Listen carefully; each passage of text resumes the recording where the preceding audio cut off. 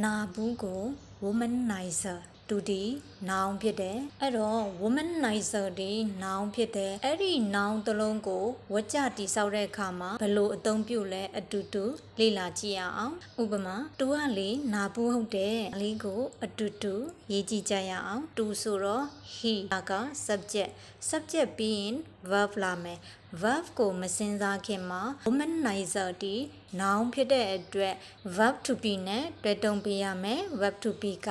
am is are he ဆိုတော့တူတယောက်အနေကိန်းဖြစ်တဲ့အတွက် is its ကိုသုံးပေးရမယ်အဲ့တော့ he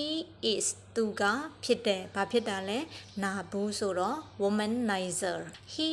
is womanizer မှန်ပြီလားမမှန်သေးဘူး womanizer ဒီ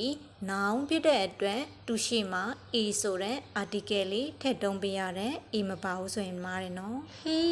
is a womanizer he is a womanizer သူကလေနာဘူးဟုတ်တယ်ကဲ၍များဒီဝကြကိုကြည့်ပြီးမေးခွန်းပုံစံပြောင်းရေးခြင်းနဲ့ဆိုလို့ရှိရင် is its ကိုအရှိထုတ်လိုက်ကျန်တာကဒီတိုင်းစကူရေးရုံမဲ့ is he a womanizer